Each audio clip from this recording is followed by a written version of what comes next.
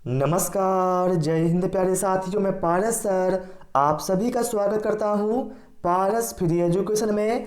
प्यारे साथियों, आज मैं पर्यावरण के उन महत्वपूर्ण प्रश्नों को लेकर आया हूँ जो कि आपके सिलेबस के अनुसार हैं और इनके आपके एग्जाम में आने की पूर्णतः संभावना है। इसलिए आप सभी से मेरी रिक्वेस्ट है, आप लोग वीडियो कंप्लीट देखें और आप कितने प्रश्नों के सही जवाब दे पाते हैं वो भी आप हमें कमेंट करें। तो चलिए भाई, बिना समय गवाए शुरू करते हैं इस प्यारे से वीडियो को। प्रश्न क्रमांक 1 में कहा गया है, निम्नांकित कथनों में से परिवार से संबद्ध कौन सा लक्षण सही नहीं है। बताएंगे भाई, जो यहाँ पर 4 कथन दिए गए हैं परिवार के बारे में, कौन सही नहीं है। तो हम यहाँ नीचे से शुरुआत करते हैं। परिवार का एक प्रधान उद्देश्य यौन संबंधों की स्थापना है। बिल्कुल भैया, ये सही है, ये परिवार की विशेषता होती है। परिवार एक सार्वभौमिक संस्था है। बिल्कुल मेरे भाई, परिवार आपको हर जगह देखने को मिलेगा, चाहे एमपी में देख लो, पूरे भारत देश में या फिर किसी दूसरे देश में, हर जगह आपको परिवार देखने को मिलेगा। ठीक है। परिवार सामाजिकरण की एक इकाई है। बिल्कुल मेरे भाई, क्योंकि बच्चा का जो सामाजिकरण भैया प्रारंभ होता है वह परिवार से ही शुरू होता है। ठीक है, ये भी सही है।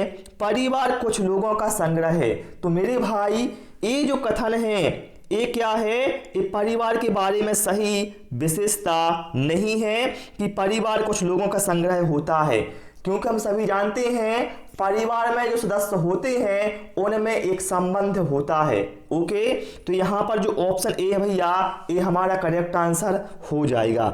इसके बाद आते हैं प्रश्न क्रमांक 2 पर। भारत का सबसे बड़ा ज्वारीय बंदरगाह कौन सा है। कांडला, पारादीप, तूतीकोरिन या फिर मंगलोर। तो भारत का सबसे बड़ा ज्वारीय बंदरगाह है कांडला बंदरगाह है, जो हमें दिया है ऑप्शन ए में। अब बात आती है मेरे भाई कि आखिर जो कांडला बंदरगाह है ये कहाँ पर है। तो ध्यान रखिए, ये गुजरात में है। कहाँ पर है? गुजरात में। ठीक है, चलिए इसके बाद आते हैं प्रश्न क्रमांक 3 पर। और आप सभी से रिक्वेस्ट है, वीडियो पसंद आए तो वीडियो को लाइक और शेयर कर दें और चैनल को जरूर सब्सक्राइब कर लें। यहाँ पर कहा गया है, पौधे के कौन से भाग से हल्दी प्राप्त होती है। जड़, फल, पुष्प या फिर तना। तो भाई मेरे ध्यान रखना, पौधे के तने वाले भाग से हल्दी प्राप्त होती है। राइट आंसर यहाँ पर हमारा जाएगा ऑप्शन डी के साथ। ठीक है, चलिए प्रश्न क्रमांक 4 पर आते हैं और आप सभी लोग हमें कमेंट करके अवश्य बताएं क्लास में मज़ा आ रहा है कि नहीं आ रहा है।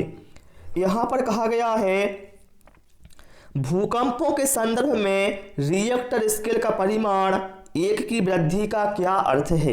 भैया हम सभी जानते हैं भूकंप एक प्राकृतिक आपदा होती है जिसको सीस्मोग्राफ या फिर कहा जाए रिएक्टर स्केल से मापा जाता है। रिएक्टर स्केल में क्या होता है भैया, 0 से 9 तक अंक होते हैं और इसमें भाई क्या होता है, जो अंक होता है वह अपने पिछले अंक की तुलना में भूकंप की तीव्रता को 10 गुना दर्शाता है। तो यहां पर जो भैया जो हमारा करेक्ट आंसर है वो जाएगा ऑप्शन बी के साथ। ठीक है, भूकंप जो रिएक्टर स्केल में प्रति 1 अंक की वृद्धि का अर्थ होता है कि भूकंप के तरंगों के आयाम में 10 गुना वृद्धि। ठीक है, तो इसलिए यहां पर जो करेक्ट आंसर है वो जाएगा हमारा ऑप्शन बी के साथ। बहुत ही महत्वपूर्ण प्रश्न था, ये आपको पता होना चाहिए। टिटनेस रोग के कारण मनुष्य का कौन सा अंग प्रभावित होता है। तंत्रिका तंत्र, आंत, श्वास नली या फिर फेफड़े। तो मेरे भाई, टिटनेस रोग में जो मनुष्य का अंग प्रभावित होता है वह है तंत्रिका तंत्र। ठीक है, चलिए भाई इसके बाद आते हैं प्रश्न क्रमांक 6 पर। और मैं आपको बता दूं भाई, जिस तरह से मैं आपको क्वेश्चन देता हूं आपके सिलेबस के अनुसार, पूरे यूट्यूब पर भाई मेरे आपको कहीं नहीं मिलने वाला है।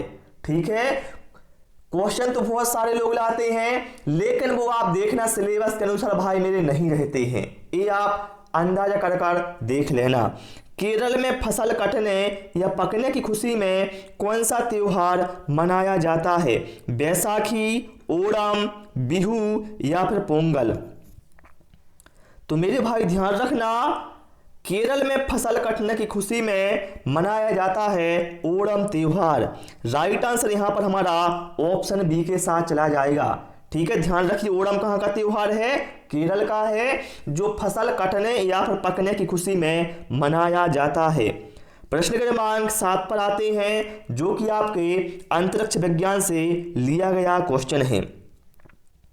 कैप्टन राकेश शर्मा ने किस वर्ष में एक सोवियत अंतरिक्ष कार्यक्रम में अंतरिक्ष की यात्रा की? मेरे भाई राकेश शर्मा कौन थे? तो भैया मेरे राकेश शर्मा कौन थे?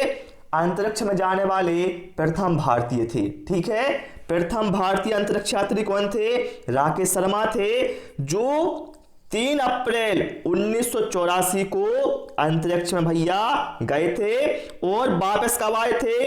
11 अप्रैल 1984 को वापस आ गए थे।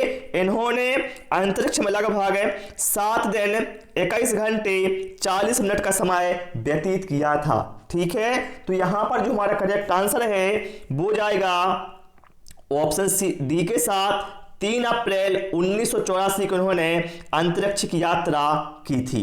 ठीक है, तो यहां पर करेक्ट आंसर क्या हो जाएगा? Option D.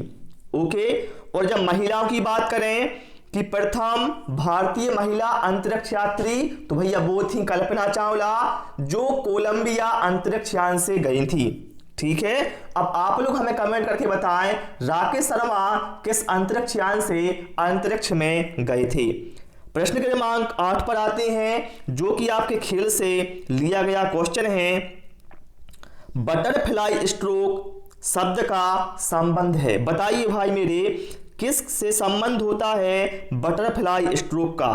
तैराकी से, कुश्ती से, मुक्केबाजी से या फिर घोड़सवारी से?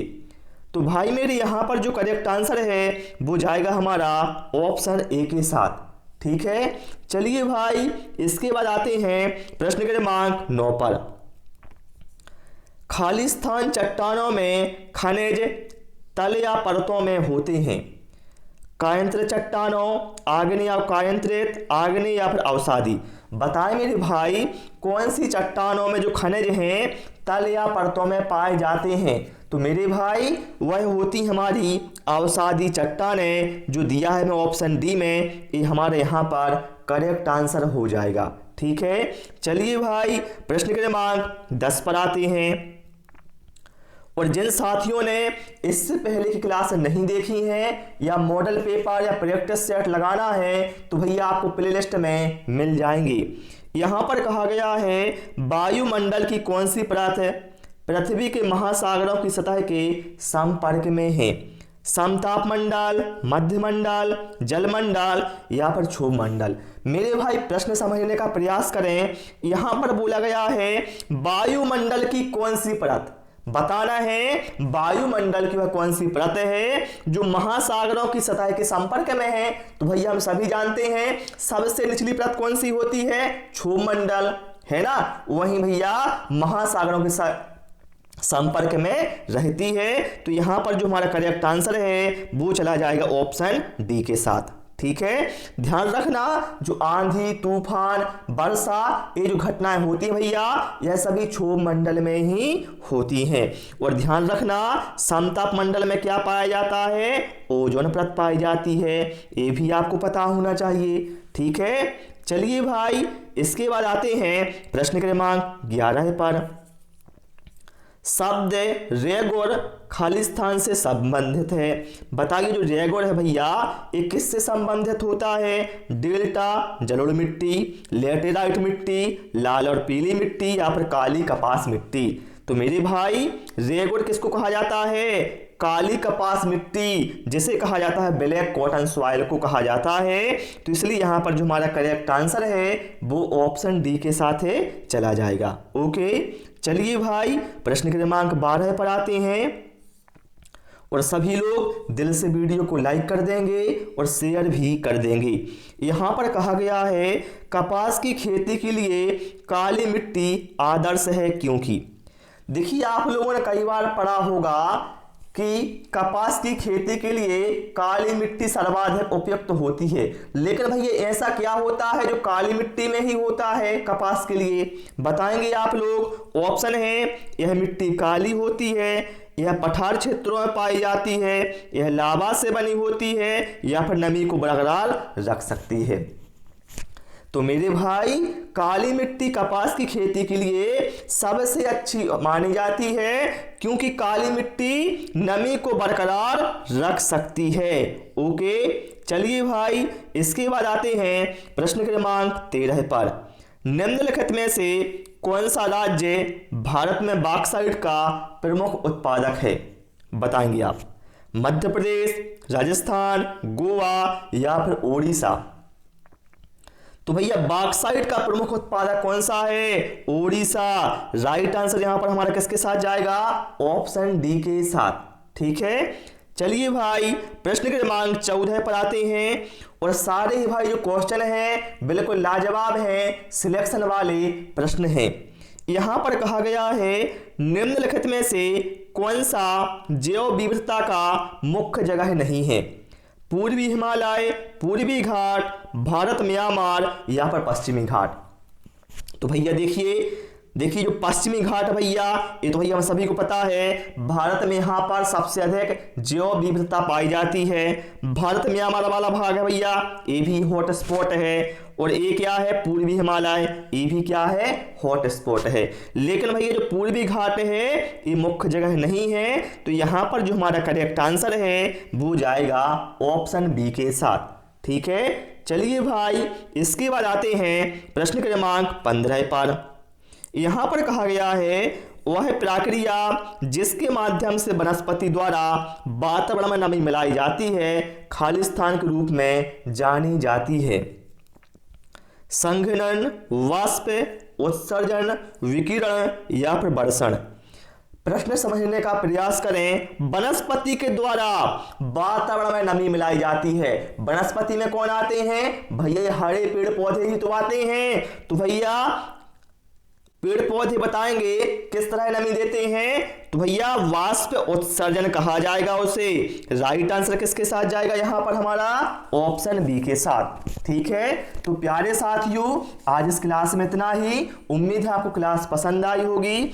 क्लास पसंद आई हो सभी से रिक्वेस्ट है वीडियो को दिल से लाइक करेंगे, शेयर करेंगे और चैनल को सब्सक्राइब भी कर लेंगे। तो मिलते हैं अगले वीडियो में एक नए टॉपिक के साथ। Thanks for watching this video.